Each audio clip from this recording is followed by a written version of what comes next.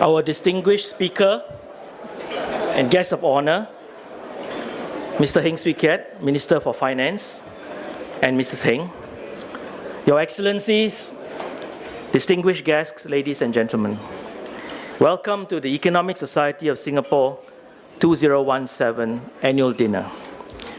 The annual dinner is a core event of the Society, and we are privileged to have Mr. Heng Swee Keat, Minister for Finance, as the guest of honor for tonight's dinner. In recognition of his significant contributions to the advancement of economics in public life and to his continued strong support for the Economic Society of Singapore over the years, the Society will be conferring its 6th honorary fellowship to Minister Heng this evening. We are also privileged to have Mr. Goh Chok Tong, Emeritus Senior Minister and the former Prime Minister of Singapore, and also our Society's 4th Honorary Fellow, and Mrs. Josephine Teo, Minister in the Prime Minister's Office, and the Second Minister for Manpower, and the Second Minister for Foreign Affairs, joining us for tonight's dinner. We also welcome our foreign guests and many distinguished international speakers and participants from the ongoing Singapore Economic Review Conference, which started this morning.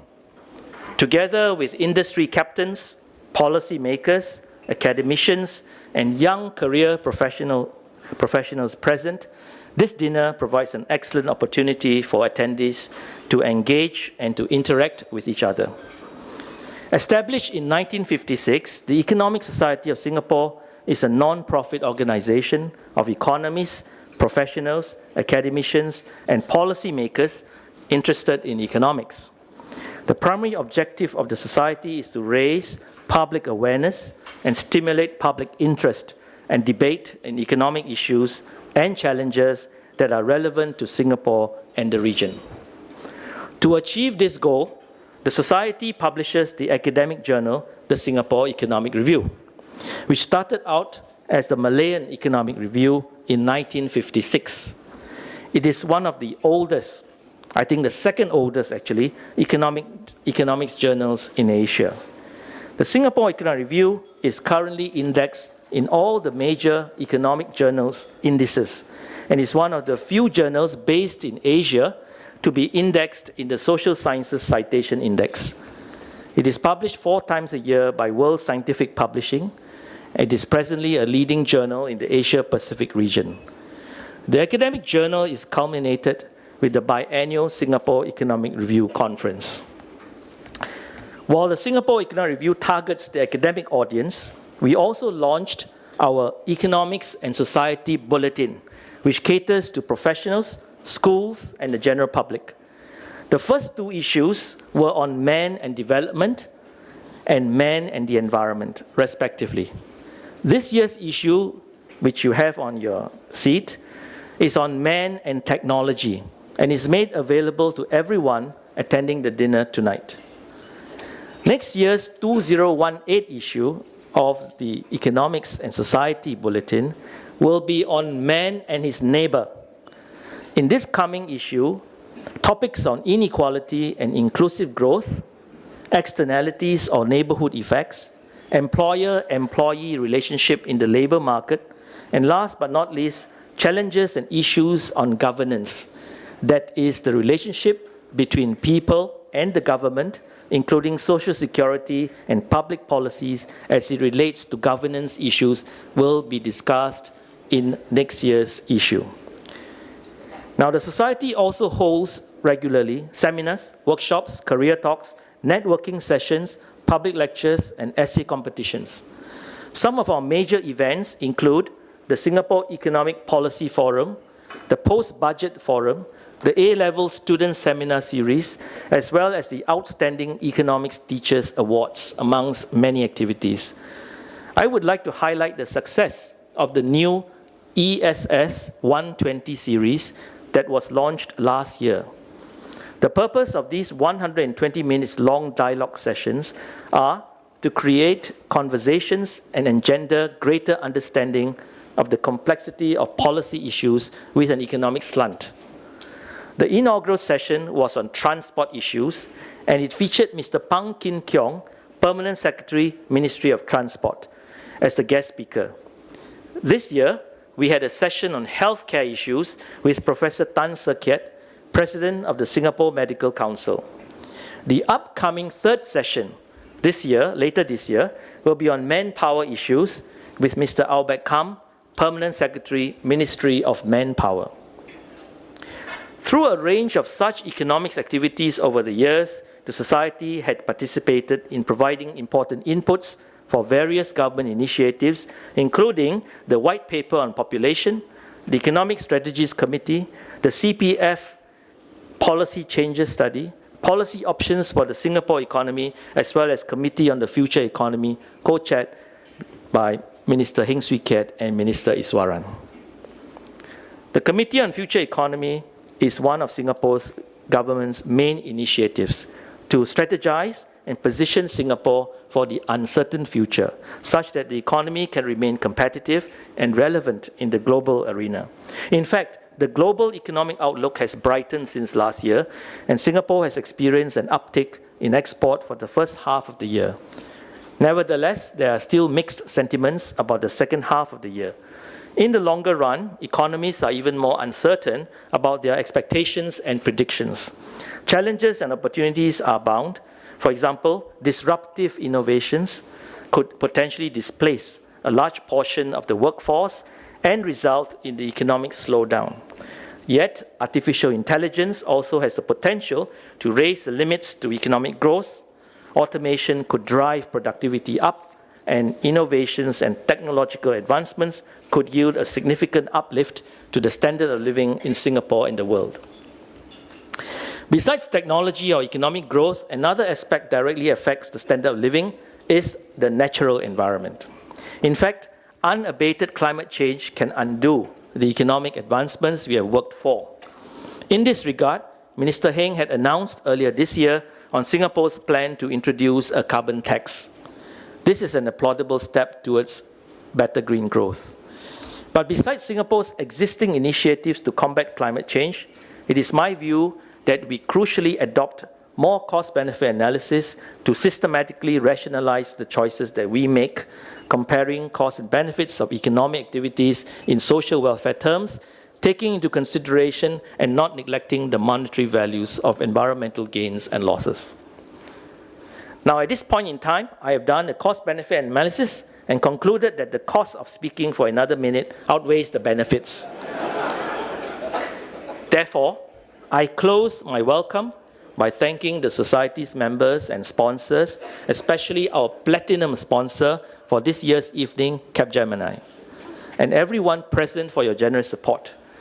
I would like to thank my predecessor presidents of the Society who are here today for building up the Society at its various stages, supported by an able council throughout, an efficient secretary headed by Ms. Vivian Tan.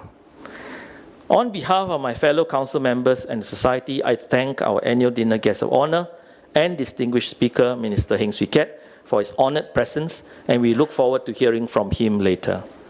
And finally, especially for our foreign guests, well, Singapore will be celebrating its 52nd year of independence in a week's time, and I hope Singapore will continue to achieve happiness, prosperity, and progress for the nation. Please enjoy the dinner. Thank you very much.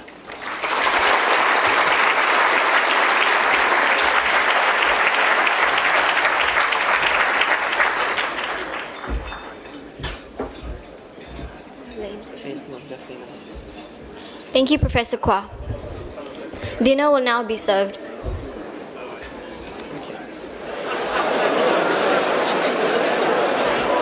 Ladies and gentlemen, may I now kindly invite Professor Yusen Kwa on stage for the conferral of the Honorary Fellowship to Minister Heng. Professor Kwa, please.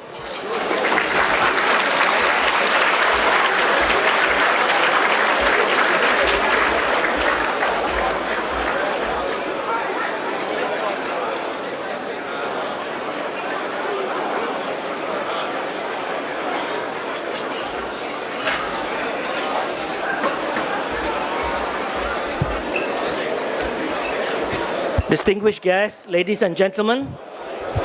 Distinguished guests, ladies and gentlemen, I know you are enjoying your dinner, but can I avail yourself to come to this second part of the program, please? I want to introduce our guest of honor, Minister Heng Swee Keat. Minister Heng is Minister for Finance and a Member of Parliament for Tampines, GRC. Mr. Heng joined the Ministry of Finance from the Ministry of Education, where he was Minister for Education. And he was responsible for many of the changes in the Singapore education system in moving towards a student-centric, value-driven phase, emphasizing the holistic development of students, the various educational pathways towards multiple definition of success, regardless of students' background. Mr. Heng's priorities include character and citizenship education, applied learning, and lifelong learning for programs in schools, increased financial and developmental support for students at all levels, a greater integration of learning and working opportunities for tertiary education, increased professional development opportunities for educators, intensive engagements with parents and the community to support educational goals. Minister Heng is the Deputy Chairman of the National Research Foundation, which sets the direction for Singapore's research, innovation, and enterprise strategies. He has been actively engaged in cross-cutting national initiatives that adopt a deep consultative approach and focus on the future. In 2015, as Chairman of the Singapore 50 Steering Committee, Minister Heng helped shape the Golden Jubilee celebrations to be a mix of nationwide events, ground-up ideas from the people. In 2012, Minister Heng led our Singapore Conversation, a national consultation exercise that reached to close to 50,000 Singaporeans on their aspirations for Singapore's future. The citizens' consensus that came out of our Singapore Conversation went towards substantial policy reviews. Prior to entering politics in May 2011, Mr. Heng was the Managing Director of the Monetary Authority of Singapore. The Monetary Authority of Singapore serves as a de facto central bank of Singapore, as well as an integrated supervisor of the financial services industry, covering banking, insurance, and capital markets. Minister Heng received the award, the Central Bank Governor of the Year in the Asia Pacific, and he was awarded by the British magazine The Banker. Minister Heng has also served in various capacities as Permanent Secretary of the Ministry of Trade and Industry, overseeing economic policy, trade negotiations, and regulation and development of industry.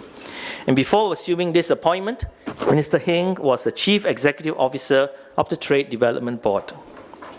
Between 1997 and 2000, Minister Heng served in the Prime Minister's office as the Principal Private Secretary to the then Senior Minister Lee Kuan Yew. Minister Heng has also served in various other positions in the Singapore Civil Service, including the Singapore Police Force. In 2001, Minister Heng was awarded the Gold Medal in Public Administration and the Meritorious Medal in 2010 for his contribution to public service in Singapore. Minister Heng graduated with a Master's in Economics from Cambridge University in UK, and he also holds a Master of Public Administration from the Kennedy School of Government at Harvard University. I've come to the part where it is my honor and privilege to read the conferral award of Honorary Fellow of the Economic Society of Singapore on Minister Heng. The Lifetime Award of Honorary Fellow of the Economic Society of Singapore is the highest title conferred upon outstanding individuals in recognition of the individual's significant contributions to the advancement of economics in public life in Singapore. As President of the Economic Society of Singapore, it is my privilege to confer the Honorary Fellowship of the Economic Society of Singapore upon Minister Heng Swee Keat. Since our founding in 1956, the Society has awarded only 5 Honorary Fellows: Dr. Goh Keng Swee, Professor Yopo Singh, Professor Lim Chong Ya, Mr. Goh Chok Tong, and Mr. Tharman Shanmugaratnam. Minister Heng Swee Keat will now join their distinguished ranks as our 6th Honorary Fellow.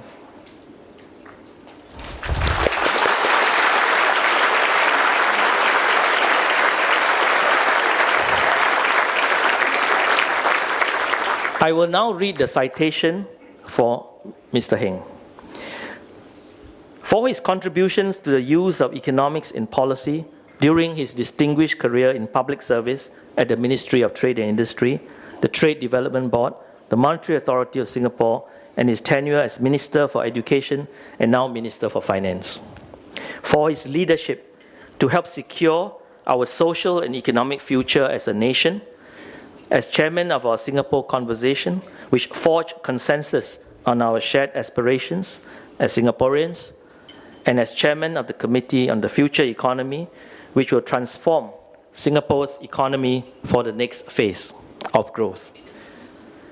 For his intellectual leadership in promoting efforts to raise awareness and understanding of economic issues in professional and public life in Singapore and abroad.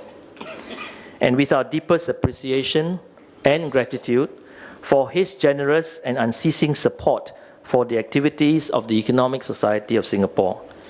The Society confers upon Mr. Heng Swee Keat, Minister for Finance, the Honorary Fellowship of the Economic Society of Singapore. Please join me now in congratulating Minister Heng on his conferral.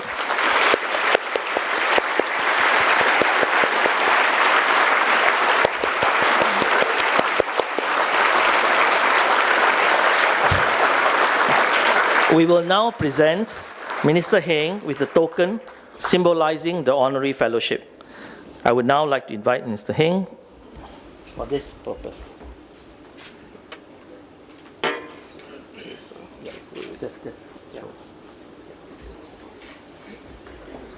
It's a horse.